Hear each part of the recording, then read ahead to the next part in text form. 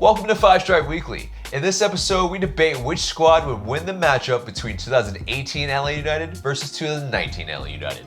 All that and more coming up. Welcome to the show, Five Stripe fam. I'm AJ, this is Tanner and Mark. Before we get into it, become a member of the notification squad by hitting the bell next to the subscribe button or hop over from Facebook and subscribe.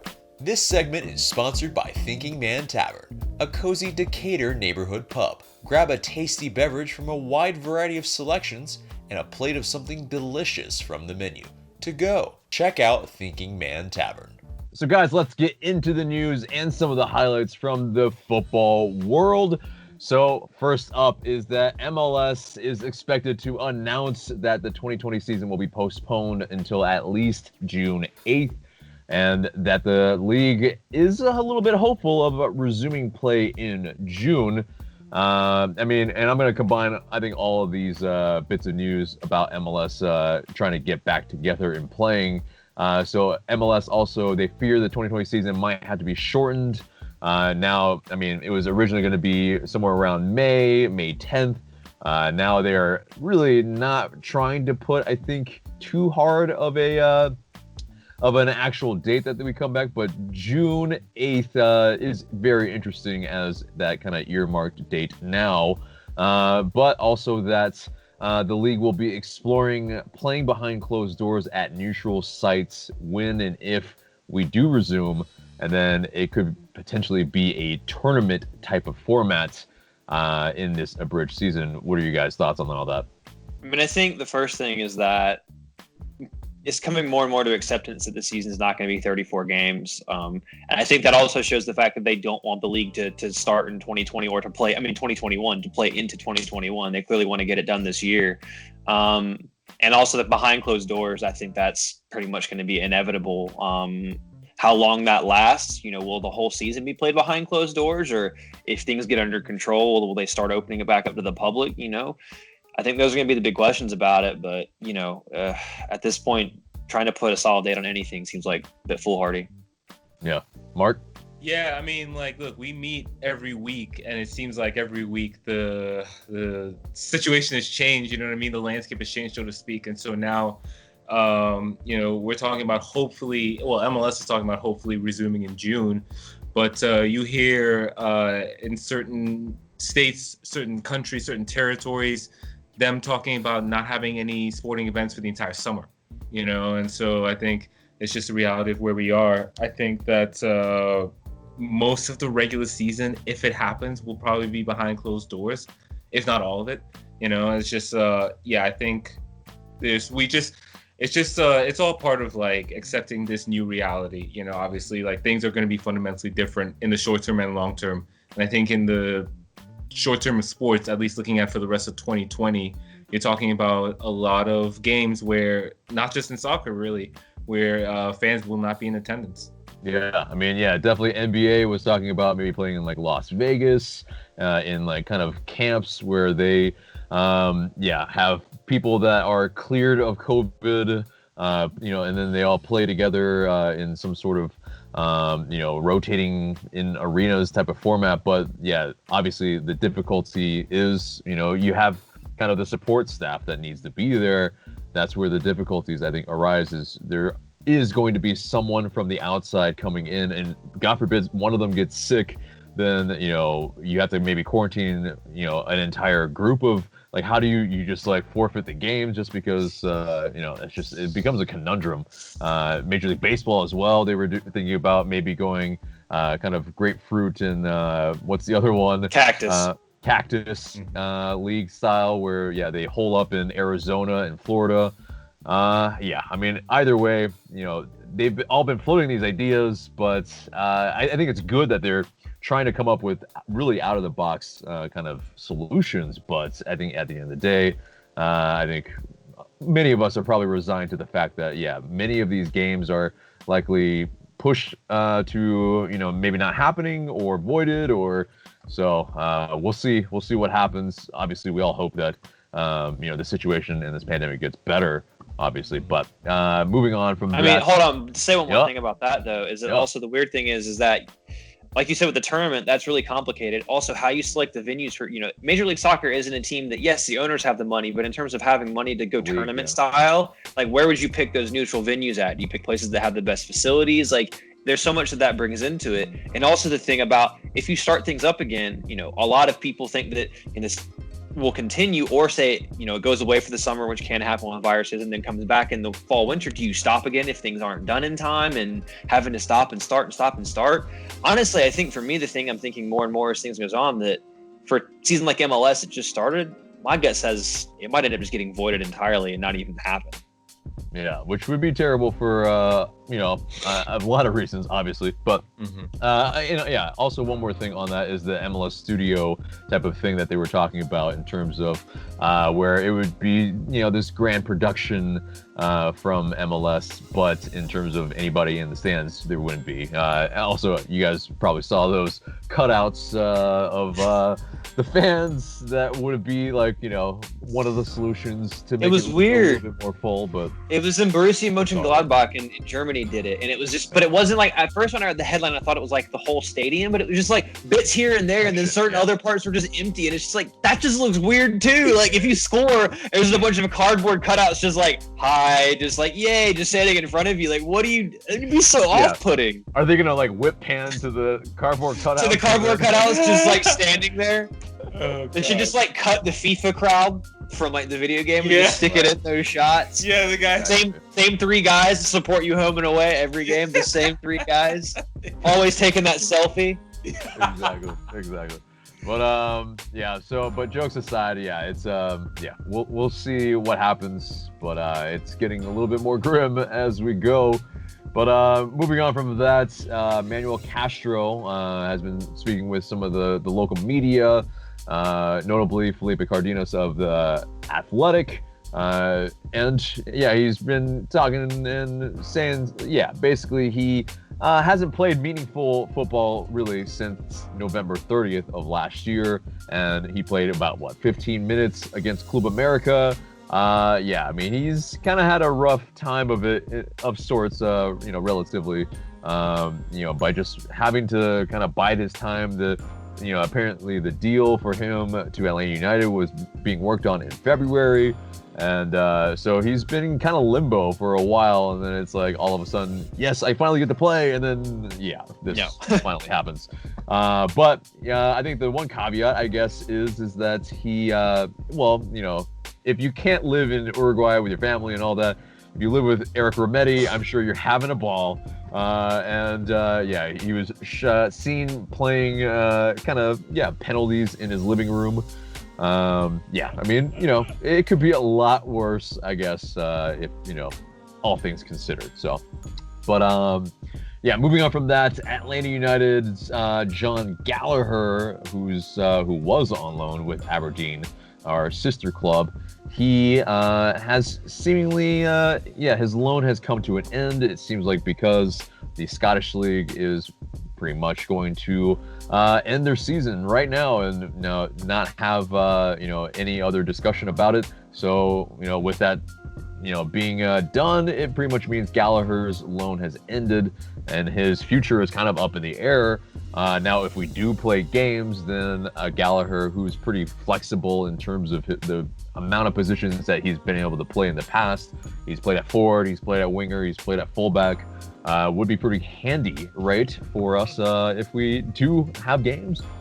Yeah, I'd have him. I mean, I think he could give you more cover at like the right wingback position with why am I dropping Brooks Lennon on the right? And that helps you give depth to Franco Escobar. Franco Escobar can focus more on playing either as a center back in a back three or as potentially even a left wing back. So that could give you more depth at those fullback positions. And because he's kind of already covered into the cost, I believe, of the salary cap and everything, then that gives you quality depth because clearly he's got skills that I think would translate to Major League Soccer and could provide vital. And it gives you another option up top as well because he can play there. Yeah, Mark. Yeah, and the fact that he got playing time in Aberdeen, I think, is pretty encouraging as well. I mean, like, SPL may not be what it once was, but it's still, I think, a decent level, especially for a young, up-and-coming MLS player. And so, yeah, I think, if football is able to resume this year, I could see him definitely getting at least a shout with Atlanta United, with De Boer. I mean, like, we've talked about the depth at certain positions ad nauseum, and so, could he be a contributor? Possibly.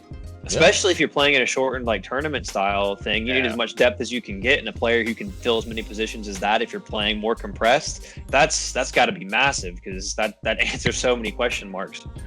Right. So moving on from that, Ezequiel Parco is getting in his reps in this pandemic at home in his living room. Really kind of. Great for him. I think really terrible for his neighbors.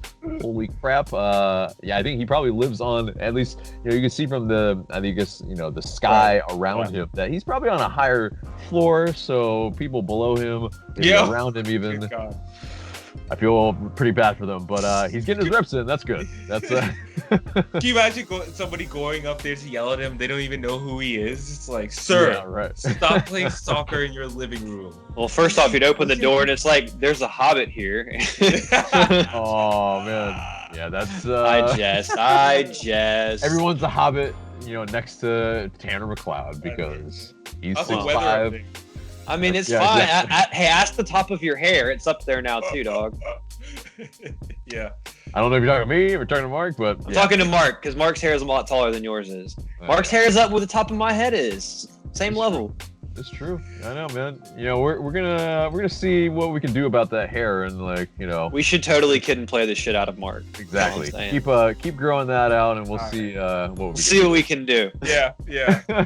But anyway, so Michael Parkhurst talked with the Atlanta United fans on Atlanta United Twitter.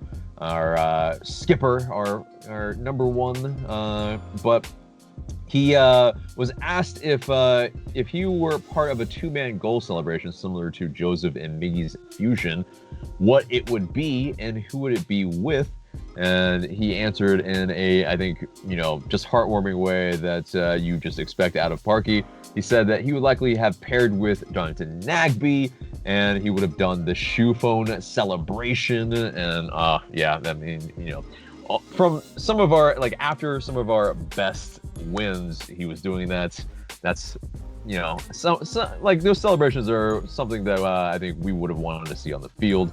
But of course, he acknowledged that he probably wouldn't be celebrating too much anyway, since he only has and did have one career MLS goal to his name. So yeah, wasn't it from the halfway line as well? It was. Yeah. So if you're only going to score one, it may as well be from the halfway line, right? Exactly. Yeah. And what a banger that was! Holy crap! And it's up there. I think really next to maybe David Villa in terms of best goals from the halfway point in MLS. So.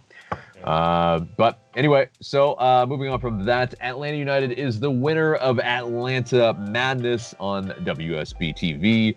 There was a large little Atlanta thing type of bracket for the void of actual March Madness, and there were a bunch of Atlanta things that were up against each other, but Atlanta United, in all our ballot stuffing glory, we beat the likes of Waffle House, Chick-fil-A, Coca-Cola, and many more.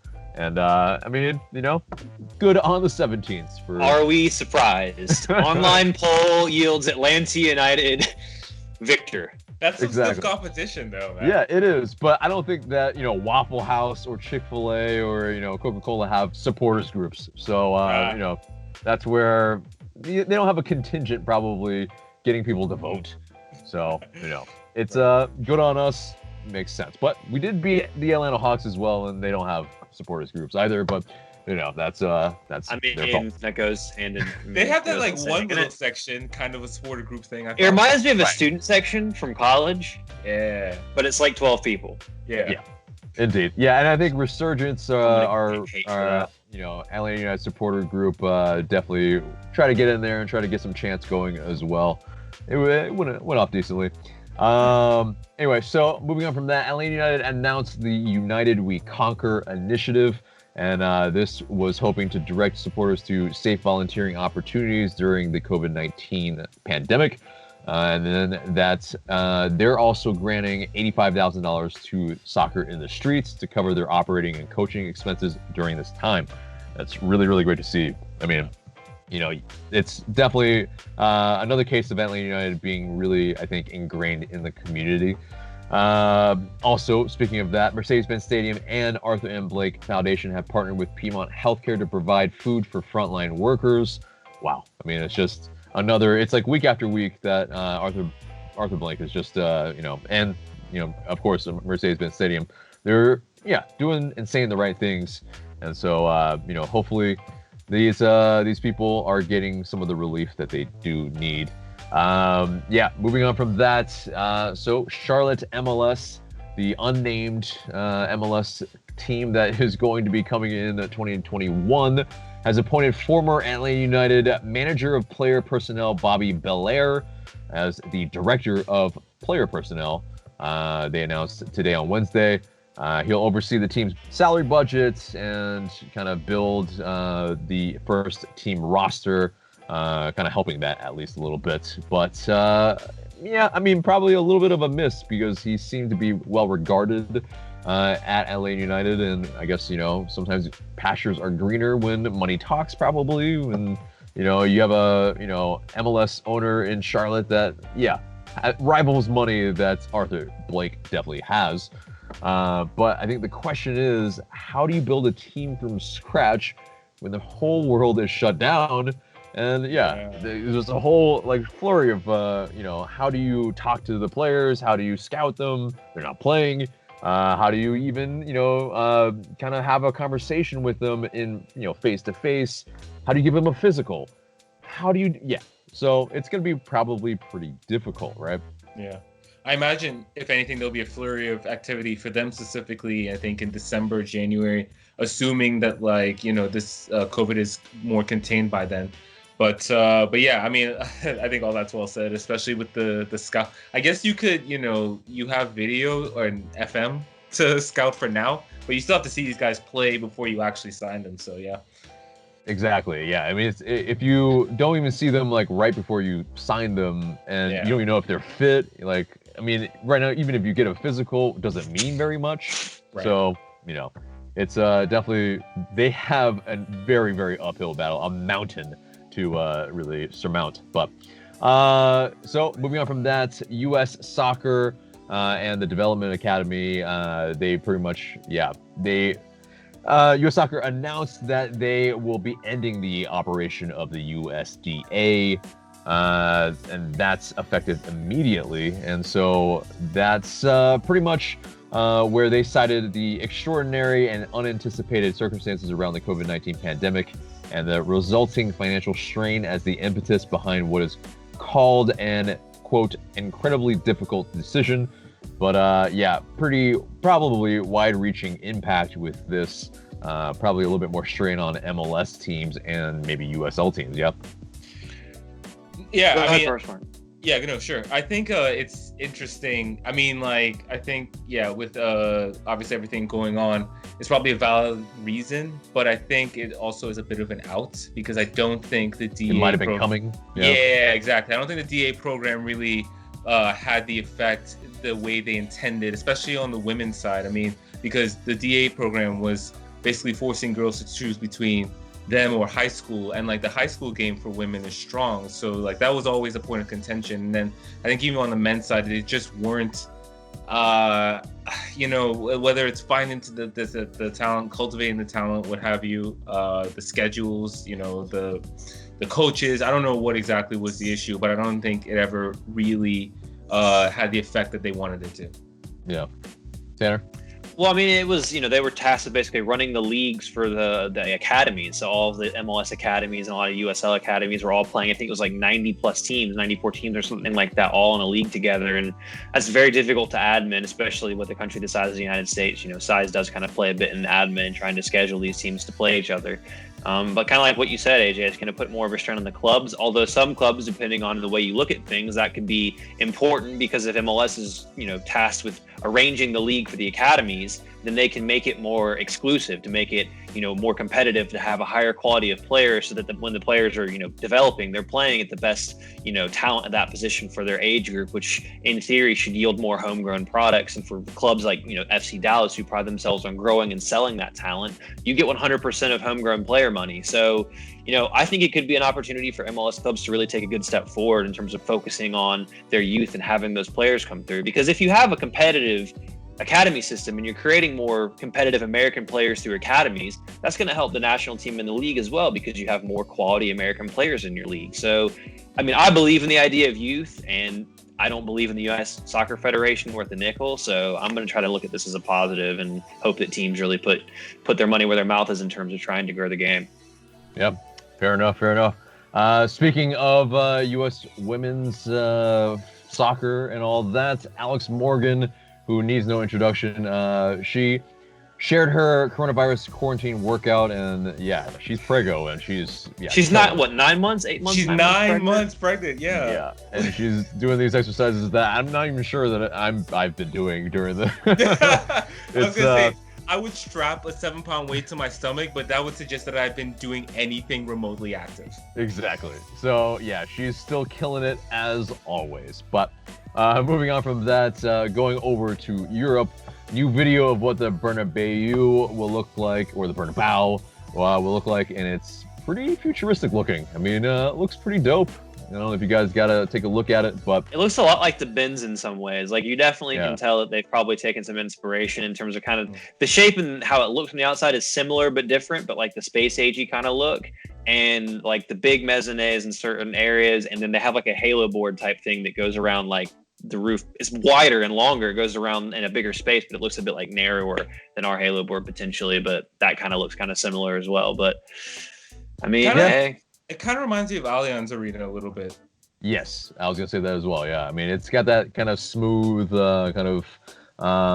kind of the lines, kind of that kind of reminds. It's nicer than the Allianz Arena. The inside of the Allianz Arena is really stark compared to what you would expect at like a lot of grounds. Like, it's not super space agey. It looks super space agey, and it's nice, but it's just typical German efficiency. It's not like a lot of wasted stuff. In certain parts of it is. When they want it to be really nice, it's really nice. But like the mezzanines and everything, nothing particularly special. Yeah. But it's Real Madrid. Yeah, I'm sure they're gonna go for top class. They're gonna I just want to know where they're getting the money from, because they have no money and they're still wanting to spend hundreds of millions on players as well, and yet doing billion-dollar renovations. Okay, they're in Madrid, man. They're in Madrid, where we don't ask about it. Exactly. But anyway, so let's move on. And so UEFA and ECA are making plans for a 2-week conclusion to their showpiece tournament in the Champions League and the Europa League, of course, allowing next season to begin in September. So the Continental calendar would fit perfectly into the summer month, as the quarterfinals, semifinals, and finals of both competitions could be played in the about 2 weeks. The idea, as previously discussed, would be that each round would be decided over just a single match at a neutral venue behind closed doors. Not everyone agrees with this plan. Do you guys agree with this plan? Would you want to see it as football fans in general? I think that they're going to have to be dependent on what the leagues themselves do. I think getting the actual leagues finished is going to probably take precedence over the European competitions for travel purposes, and because there's more money involved in certain situations in terms of promotions and relegations and stuff. So I think, as much as those teams want to get done, and the ECA, always wants to push stuff because it's the biggest clubs. I still think that the league seasons are going to take priority about getting finished before the Europeans do. But hey, if Manchester United win the Europa League, I'll be fine with it. Mark. Yeah, I think the most contentious part of this is the single leg. I guess it may end up being that that's what they have to do, because like where are they going to play in general, I think, is a huge question. I guess they want to cut down on travel. So, yeah. But I think also they're in the middle of even a couple, they're in the middle of a round right now. I know, because Chelsea and Bayern Munich still have a second leg to play. It's pointless. They don't need to play it, but it has to be played, as well as some others, I think. So that's tricky. I think they play out all the number of matches that wouldn't have normally taken place, like with both legs and so on, just in terms of fairness. Am I the only person here who actually has a team to watch still play in Europe, or? Ooh. I really doubt you guys would win anyway. So. Excuse me, sir. We were playing some of the best football in the league before this league got. Yes, he was. Did you see us smack Manchester City around? Did you see how they've been climbing up the table, except for the fact that our first half of the season was trash? Yes, we were gonna beat out Mark's smug ass to 4th place. Ooh, I don't know about that. Hey, did you guys beat us this year? You didn't, because we smacked you every time we played you. Hush your mouth. Okay. If Billy Gilmore played those matches. Anyway. Billy Gilmore, really? Hey, at least Arsenal won some games against Manchester United. We've actually been undefeated this year. So, yeah, you guys had Arteta. Things were starting to go well. Yeah, except for the Europa League. You didn't need the Europa League. You didn't need it. But anyway, so back to LA United and some EMLS. So there's a LA United team up with Paulo Neto, who's our EMLS player, and Franco Escobar, who, I think many penned as probably the representative for LA United. And some have actually said that he is a pro-level FIFA player. Ooh. So that's also, I mean, he's going to be, I think a big boon for us, I think, in this tournament, because I'm not sure the other guys are as good as he is. I mean, he pretty much, when he's not playing for LA United, like, he's always tweeting out about him with his elite UTD team, and he's always playing. So, I think he knows his ways around the sticks. For sure. And didn't Tito say he was the best player when we interviewed him last year? I forget. I think if we asked him, I think he did, probably. So we'll see. I feel like someone who knows the players has said something along those lines. Like, I feel like this isn't the first time I've heard that Franco Escobar is really good at FIFA. Yeah. If there's betting, I'd bet on them. Yeah, exactly. And I mean, I guess what else are we all doing? There might be some betting that occurs, but I'd watch it. Legally, illegally, who knows? But but it will be starting on Sundays, starting on April 19th.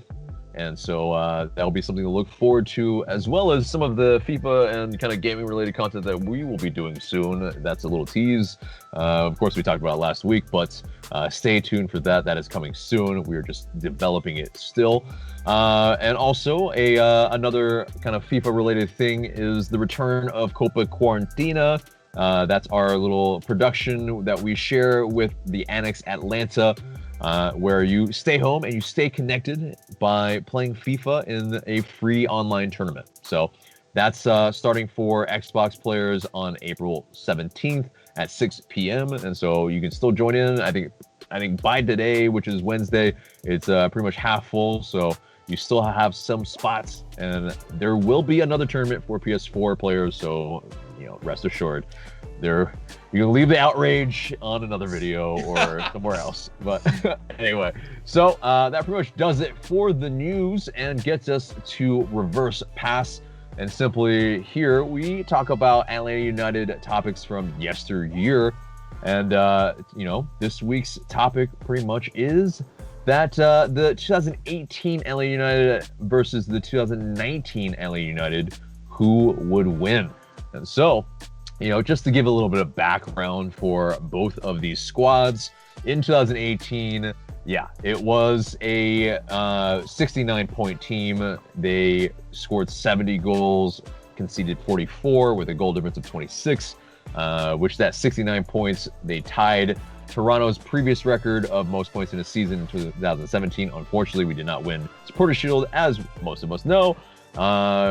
New York Red Bulls had the honor of winning that. They had 72 points 71 points that LAFC broke the following year. But of course, we also won MLS Cup that season, and we also had a really record-breaking season in all faces and facets, rather, from Joseph Martinez. He broke goal records left and right. Hat-trick records. I mean, it was just a prolific season from Joseph Martinez. In 2019, we made our first appearance in the CONCACAF Champions League. We won a Campeones Cup, beating Club America, being the first MLS team to do so. And we won the 2019 U.S. Open Cup versus Minnesota United with that 2-1 win. We had 58 points. We had 58 goals, as well as 43 conceded with a plus 15 goal difference. So, with all that being said, we'll go with Mark first. As who do you guys think would win versus this kind of one-off match, 2018 LA United versus 2019 Atlanta United? All right, I feel like one team is heavily favored here, but I think it's closer than that. I think the back lines are actually pretty close, with especially with Miles in there. But I think why I like the 2018 team is, one, they have Miggy, which duh. But also I think I prefer the wingbacks and the 3-man midfield on the 2018 team. Like, I actually prefer Escobar at right wing back, and obviously Garza is the best left wing back that we've had, and we've had quite a few. Definitely. And I think this 3-man midfield I think would overwhelm the 2-man midfield of the 2019 team. I think that team struggled with that quite a bit last year. So for me, I think that's I think probably 2018 edges it. Tanner? I'm going to go 2018 as well. But for me, it comes down to the manager. It comes down to the philosophy of the team and the way that the team's played. I think the 2018 team was yes, they've had a defensive side to them where they would break on teams and beat them in transition. But the way that they attacked, for me, and the way that they exploited space and exploited mistakes from the opposition and were ruthless, that's something that I think wins regardless. And yes, the 2019 team was a bit better defensively in certain areas, but I just think that, it would be interesting to see, how the 2019 team would with a more athletic Miles would counter someone like Miguel Almiron and his pace in transition. But I still would take the 2018 team because just the way that they played seemed more cohesive and overall better than the 2019 team. Yeah. I think the margins are probably a lot closer than we actually think. Obviously, we have that nostalgia of the 2018 being kind of a little bit more maybe attractive football, definitely a little bit more swashbuckling. So definitely, the attacking side of it it brings a little bit of romance that I think still lingers in most people's minds. 2019 though, definitely. I think both squads were very, very deep, but 2019, I think the depth showed in the U.S. Open Cup, where we pretty much had at least 5 or 6 other guys that came into the side, and during the Campeones Cup as well, where you just see just a really, really deep side that can hang in a lot of competitions. And when you have that, it's pretty strong. But with that being said, I said one-off. So that one-off, it's going to be really, really difficult for I think the 2019 side to cope with Miggy, to cope with even if you have guys coming on, off the bench with Tito, with Ezequiel Barco. I mean, it's just so dynamic, and you just have so many weapons. And then you see, Garza wasn't even, mostly the guy that was playing at left wingback for most of the year. He was injured in that New York Red Bulls game in the summer, and Chris McCann held it down for the most part. So you have guys that, even if Garza wasn't in there, I mean, it's such a tough team to play against. All the points accumulated in that season, it just really tells the tale. So, but I think that the difference is, I think, a little bit if we have an Emerson Hyndman or even an Eric Remedi, in that 2019 side versus the 2018 side that, you have Julian Gressel kind of floating as the midfielder where, he might have a loose touch here and there. That's where I think it's not really, it's not as a landslide as everyone thinks it might be, because there are some deficiencies that, teams can get at. And so, I think for me, it still edges it out. I think I want to get a score line from you guys as well. But for me, I think it'll be somewhat of a shootout a little bit. And there will be, I think, some goals, obviously, from Joseph Martinez, but I think, an Ezequiel Barco kind of, in his form in 2019, was able to definitely find the back of the net a little bit more as well. I think there was a little bit more balance of somewhat of goals in 2019. I think it was a little bit more kind of top heavy in 2018, but I think it's 3-2 the scoreline. What do you guys think? I think it's 4-2. Yeah, I see the goals in here. I could even see it being like 2-2 at one point. That's the thing. It's like if you have like Barco and PD on the field, you have two, absolute playmakers, two guys who are capable of making that contribution, whether it's a goal or assist. And I think with that alone, the 2019 team is a threat. So, but yeah, I think the 2018 team would still probably bring it home. They would just, like Tanner said, they were just a little more cohesive, definitely more clinical. I mean, like Joseph alone, like how do you compare his 2018 versus 2019 season? But I guess you go with the season where he played more and broke the record. So, but yeah, 4-2 for me. I'd say 3-1 to 2018 team. I think there was just something about their resiliency, their mentality. There was something different about that team than versus the 2019 version, which had its internal struggles and its strife throughout the season.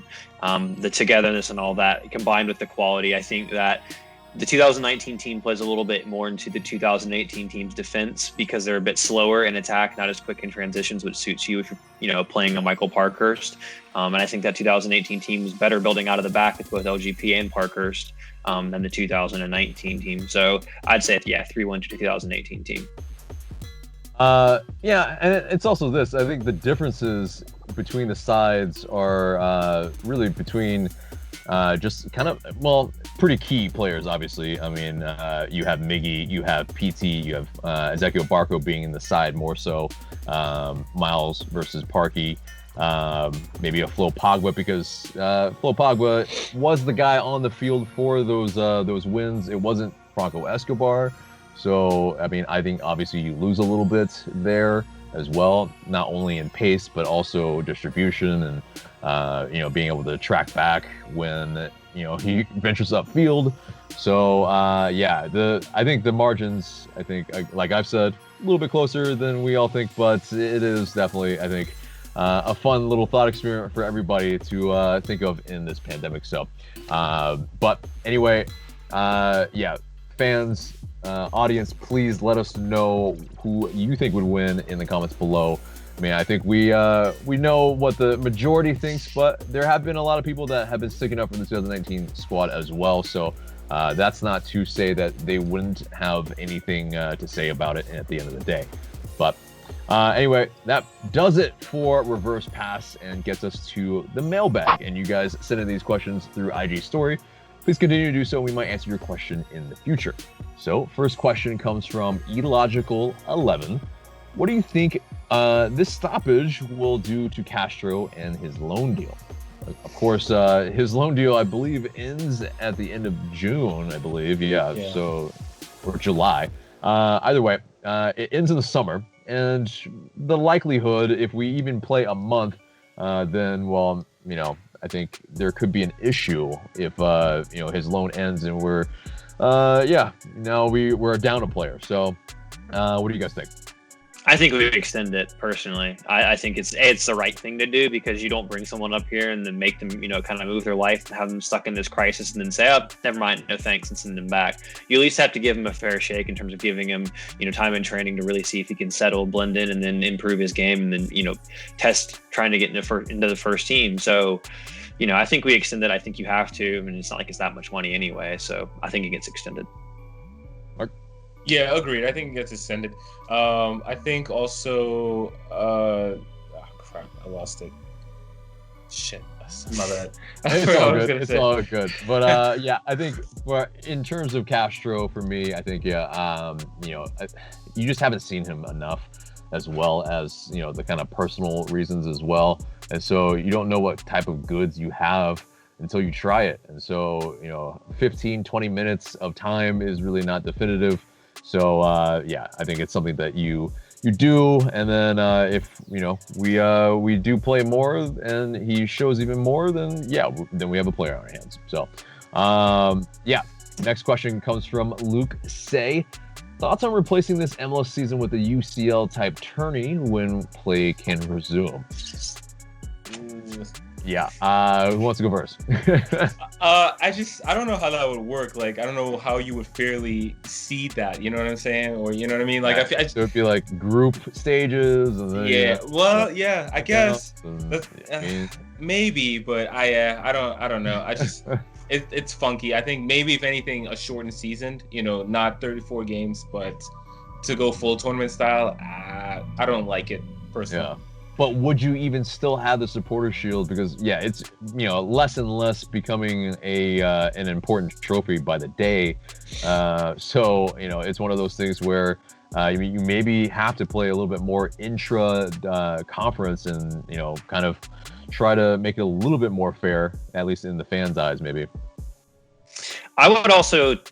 I don't want it to do that. I want to make that clear, but also I think it would suit Atlanta United because I think DeBoer kind of has a bit of a cup manager feel to him as well, where he gets time if he's very specific about this team and it's okay, this game, then this game, then this game, and he can have it segmented. I don't know. I feel like the methodical side of him would probably get things pretty spot on, and sometimes being a bit more defensive can be successful in a tournament setting. So that might suit Atlanta United better. Although I think regardless of what happens, whoever wins whatever trophy they come up with, everyone else is going to say that it doesn't count. So I already know that in a hypothetical world that if Atlanta United won that, we would all claim it and everyone would hate us for it, but we would still claim it all the same because that's what we do. And I know I would absolutely do that myself. So yeah, no, it's true. Exactly. I'm having to warm up to these ideas, these crazy, wacky ideas as it goes on, because it's you're starting to run out of options as the year goes on, and so I'm maybe slightly for it. I don't know. We'll see. But next question and last question comes from Keaton Thomas 61. He asks, what will be the first thing you look forward to when the quarantine is over? We'll go over to you, Tanner. Getting back and playing soccer again. I mean, before it stopped, I was playing, 3 times a week, and I'm very competitive. So being able to be competitive in a sport that also gets my lazy ass moving more. I was having a bunch of fun with all the people I was playing with, and I just can't wait to get back out there and get that kind of consistency of just hitting the ball again. I mean, I miss that the most. Mark? I honestly would say tailgating at the Gulch, but I get the feeling that that's not going to happen for a long time. You know what I mean? So in terms of what's more possible in the near future, hopefully, is just sitting down at a restaurant, to be perfectly honest. Just, and, eating with you guys and all my other friends. That's really what I miss more than anything. You got other friends? No. That was low-hanging fruit. I'm sorry. Wait. You have friends? I'm leaving this call. And Mark Nichols has left the call. Mark left. Nichols has left the chat. But no. We love you. No, there's that was low-hanging fruit. I'm sorry. But I think likewise for me. I mean, I want to be able to give you guys a big hug. I mean, I miss you guys in person, that's for sure. I think the restaurant thing, I feel you for sure. Definitely going to games, obviously. That's, I think, probably without being said, but someone had to say it since no one else said it. But I think the top thing for me is getting Korean barbecue. That I am missing hard. Because, I mean, there's nothing like it. With the banchan, with the meats you're just getting the meat sweats right in front of you. Oh my God, I miss it hardcore. Anyway, so I've never had Korean barbecue. What? So that's exactly what we got to do when the quarantine. Honestly, it sounds like it's probably a good thing because I'd be missing something else really bad right now. So, something to look forward to, but not something that I'm, missing horribly out on, because clearly both of you are missing something hard. Yeah, indeed. But that does it for the mailbag and gets us to the question of the day. So today's question is, what's your favorite soccer-related movie? I know it has nothing to do with anything else in this show, but I think if you have any sort of suggestions that kind of might throw us off, or might kind of add to our filmography of soccer-related movies that we should watch, then please let us know in the comments below. But I'm gonna apologize one more time to Mark because I feel bad. I really didn't mean to make you feel bad. I told you, leave it. I'm out of here. All right. So anyway, He's a Chelsea fan. Fuck him. Damn. It's harsh on these pandemic streets right now. All right. So anyway, but guys, that does it for us today. Be safe, be kind, not like I was just earlier, but don't be kind of safe. So for Tanner and Mark, I'm AJ. Thank you guys so much for watching.